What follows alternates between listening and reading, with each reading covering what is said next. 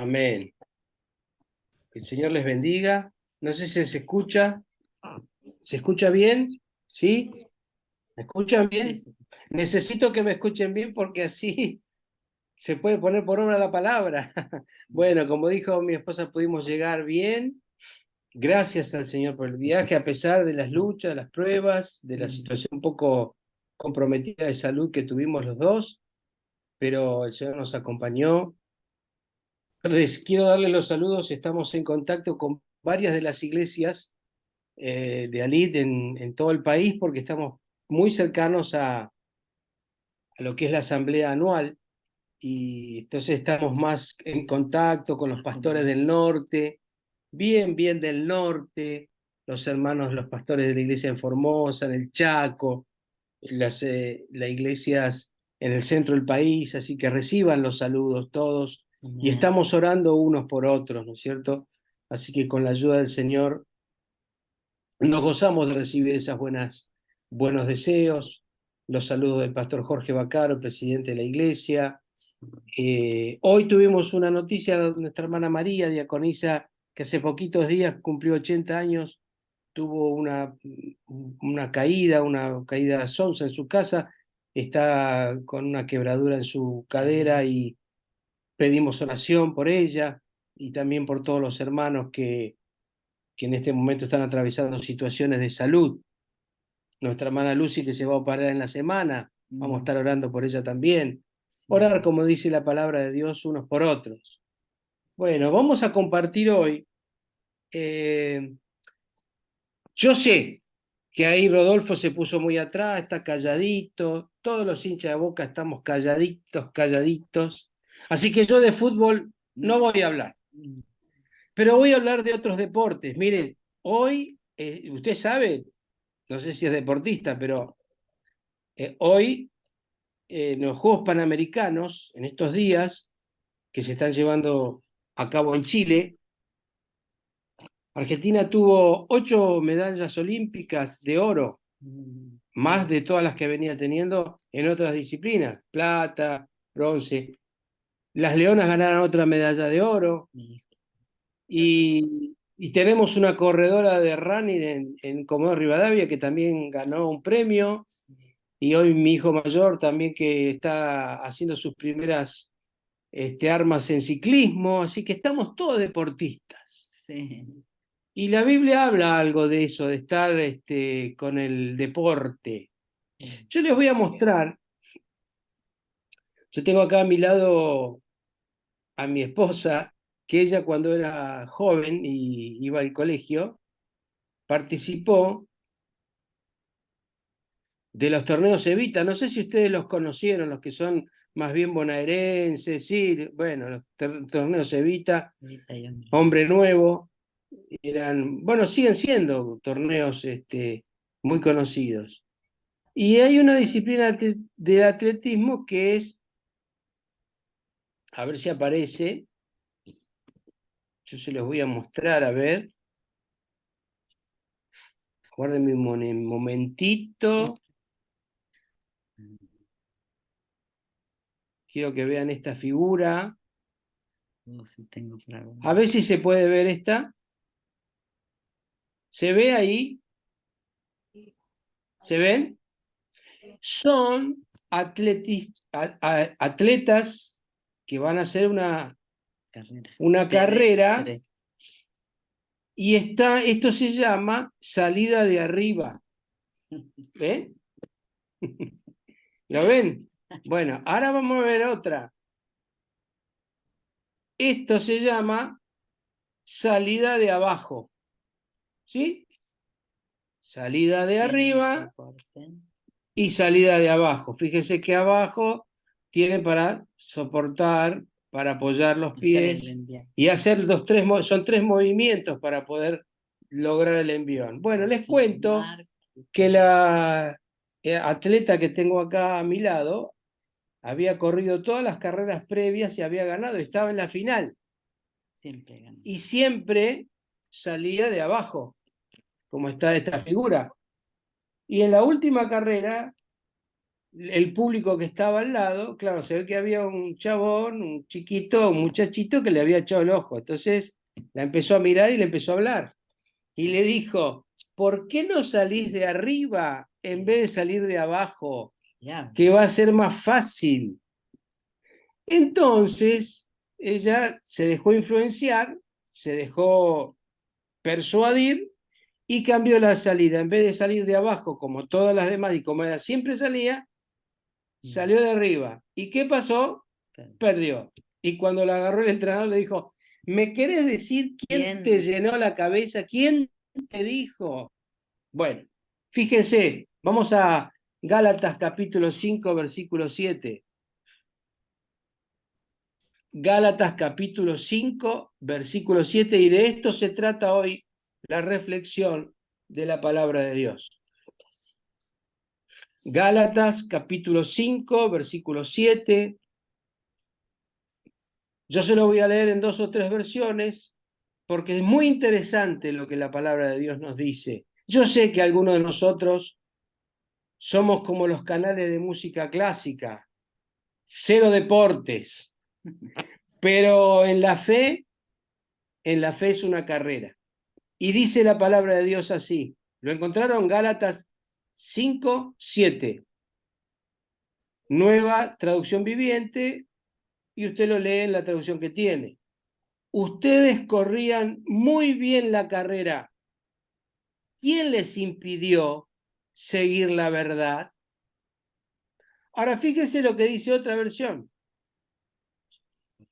Una versión que es de el comentarista William Barclay, que ahí nosotros en el seminario de los libros que tenemos en Río Grande hay varios comentarios del Nuevo Testamento, traduce de esta manera: ¿quién os ha comido el coco para que dejéis de obedecer a la verdad?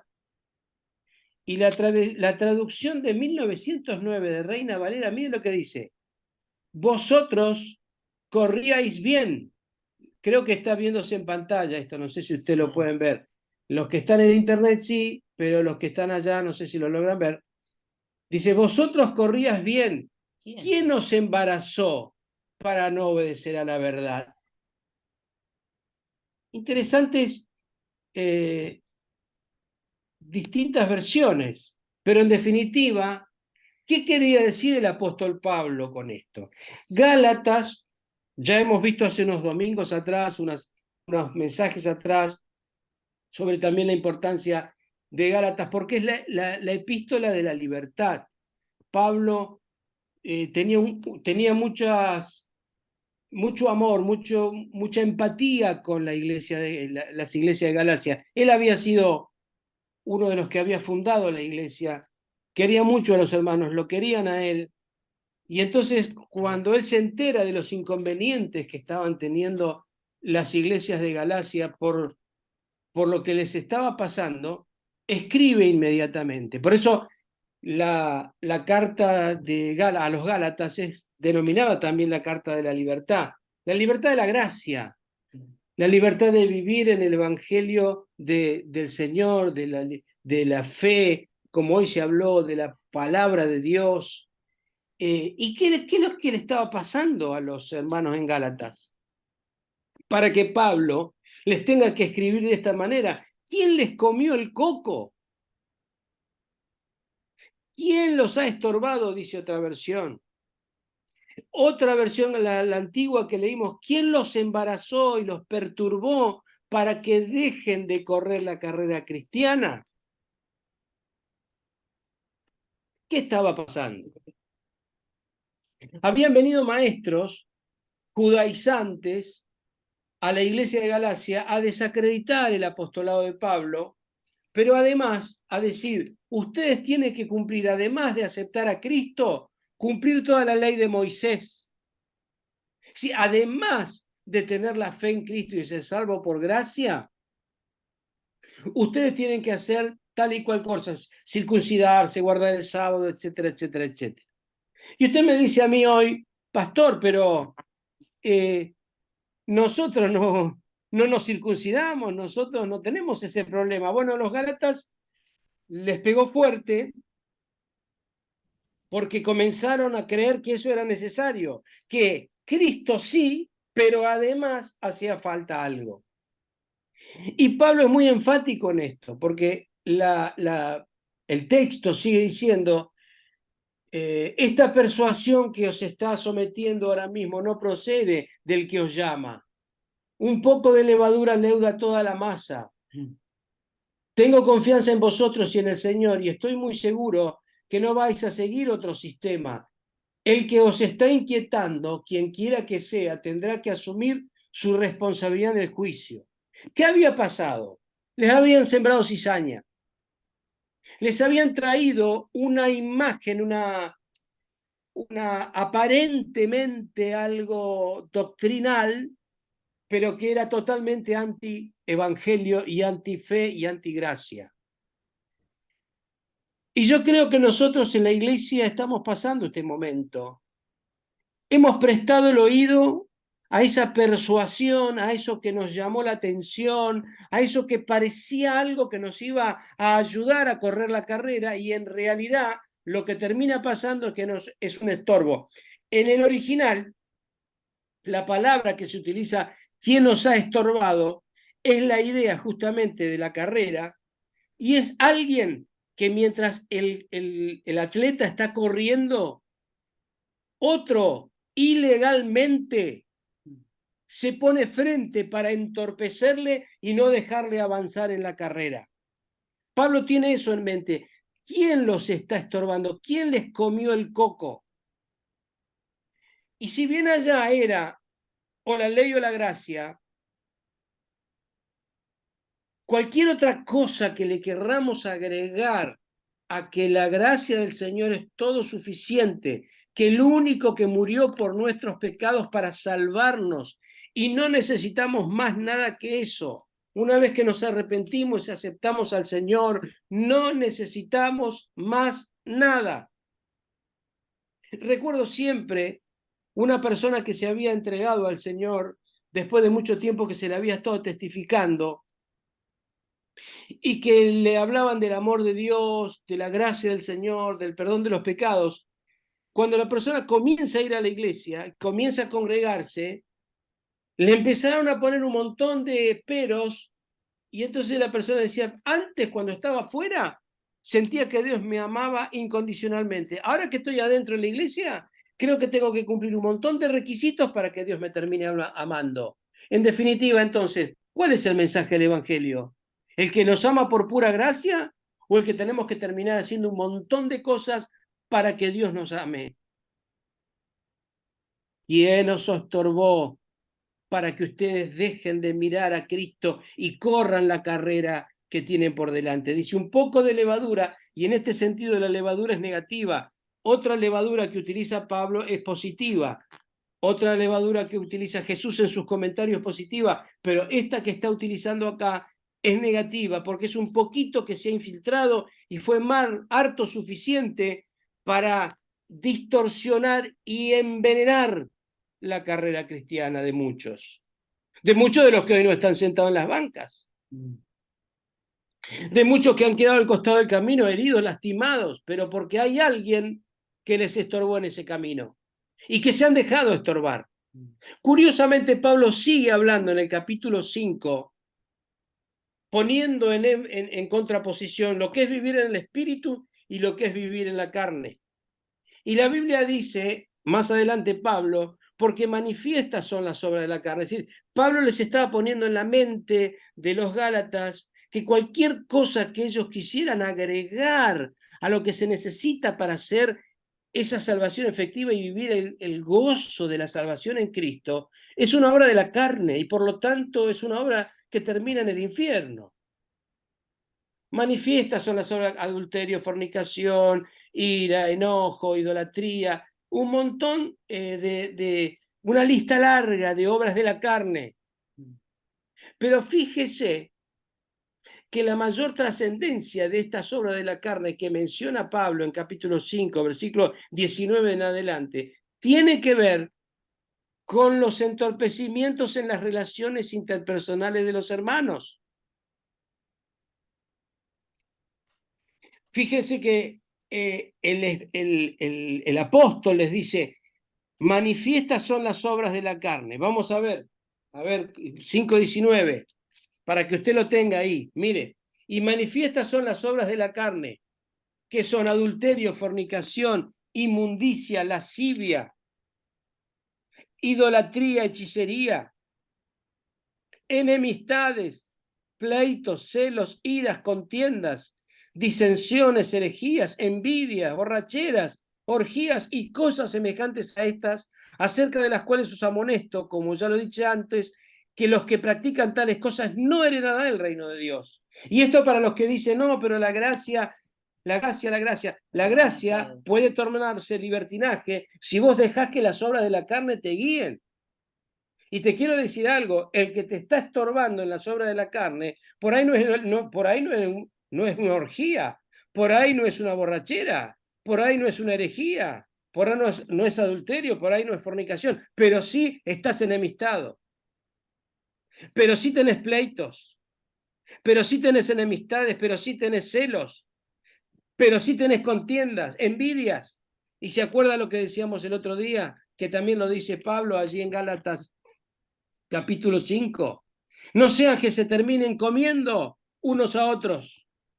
Y eso es lo que no quiere el Señor. Por eso, ¿quién os estorbó? ¿Quién les comió el coco para que dejen de correr la carrera que tenemos por delante? Más allá, en contraposición de eso, el fruto del Espíritu es amor, es gozo, es paz, es paciencia, es benignidad, es bondad, es fe, es mansedumbre, es templanza, es dominio propio. Todas relaciones que tienen que ver no solo con nuestra relación con Dios, sino nuestra relación con nuestros hermanos, con nuestras hermanas, con nuestro prójimo. Yo pregunto hoy a la iglesia, no solo de Río Grande, sino a la iglesia en todo lugar donde podamos escuchar este mensaje. ¿Quién nos estorbó? ¿Quién nos comió el coco, como dice la traducción que hemos leído? ¿O quién nos embarazó? Fíjese qué grave es el término que usa Pablo en esa versión. ¿Quién nos embarazó para que dejen de seguir el evangelio de la verdad? Y todo tenía que ver con lejanías, con diferencias, con cosas que tenían que ver con el mal relacionamiento interpersonal de los creyentes. Hoy nos vamos a sentar en la Santa Cena. Vamos a sentarnos a la mesa. Nosotros aquí, los que estamos conectados, vamos a tener nuestra participación, pero ustedes que están allí en el templo van a compartir la mesa, van a estar sentados en torno. Entonces yo quiero pedirles a todos, que pensemos un poquito. ¿Quién nos ha estorbado? ¿Quién nos ha comido el coco? Ustedes corrían bien. La iglesia de Río Grande corría bien. ¿Quién les ha comido el coco? Y no es para que usted mire al lado, mire y diga fulano, mengano, no. Cada uno de nosotros debemos asumir la responsabilidad de decir, Señor, he actuado carnalmente. He actuado egoístamente, me he dejado estorbar, me he dejado embarazar, me he dejado obnubilar por vaya a saber qué voces, como le pasó a mi novia en ese momento, ahora Cristina, a mi esposa, nuestra atleta Cristina, que le decían, larga de arriba, y ella sabía que tenía que largar de abajo. Todos tenemos que largar de abajo, todos tenemos que largar en humildad, en reconocernos unos a otros como superiores a uno mismo. Hermanos, yo les animo, les exhorto en esta tarde. Nosotros habíamos comenzado corriendo bien la carrera. Separemos, dejemos de lado las diferencias, dejemos de lado aquellas cosas que son fruto de la carne y no fruto del espíritu. Justamente el fruto del espíritu nos lleva, como se leyó el texto que nuestra hermana Lucía trajo, del amor. Demos lugar a que ese fruto del amor se manifieste entre nosotros, para que verdaderamente el gozo juntos juntos, el gozo de estar en su presencia, el gozo de compartir con aquellos que están verdaderamente en necesidad, con los que están necesitando acercarse a una mesa de comunión, a una mesa de reencuentro, a una mesa inclusiva y no una mesa exclusiva, como siempre decimos. Realmente quiero repetir esto. ¿Quién los embarazó para que dejen de correr como venían corriendo? ¿Quién les comió el coco? Dice William Barclay. Y Pablo, amando a sus hermanos profundamente, les dice: no se dejen embaucar, no se dejen engañar, sigan corriendo la carrera que tienen por delante, la carrera de la esperanza. Todo podemos en Cristo, porque todavía estamos esperando su venida. Yo quisiera que tengamos una oración en este momento, una oración por estas actitudes que debemos cambiar, por esta actitud fundamental que todos tenemos que presentar delante del Señor y decirle: Señor, perdóname, porque me he dejado llevar por mi egocentrismo, me he dejado llevar por mi carnalidad, me he dejado llevar por lo que a mí me parecía que era bien y terminó siendo un estorbo y una detención en la carrera cristiana, en la carrera de la iglesia, en la carrera de los que seguían, como veíamos estos atletas, en alguna medida atletas de la fe. Señor, solamente al venir a tu presencia podemos encontrarnos con estas palabras amorosas del apóstol Pablo, que a pesar de ser una exhortación, un llamado de alerta, era para el bien de nuestros hermanos en Galacia, lo mismo que es para nuestro bien hoy. No necesitamos nada más que Cristo para la salvación, pero sí necesitamos el amor de nuestros hermanos y el amor puesto en acción, como dice, fruto del Espíritu. Ese amor, ese gozo, esa paz, esa benignidad, esa bondad, esa fe, esa mansedumbre, esa templanza, ese dominio propio que nos hace ver por sobre todas las cosas cuál es tu voluntad, Señor, que siempre es agradable y siempre es perfecta.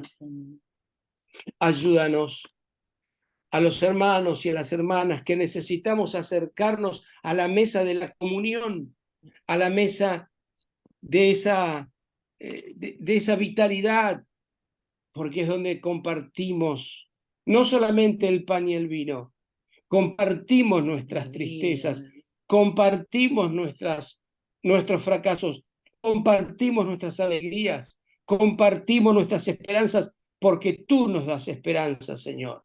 Por eso bendigo a tu iglesia y te pido, Señor, que derrames de tu Espíritu Santo. Amén. Para que verdaderamente sea tu palabra llevando a fruto para lo que la has enviado. Gracias te damos, Señor, en el nombre de Jesús. Amén y amén. El Señor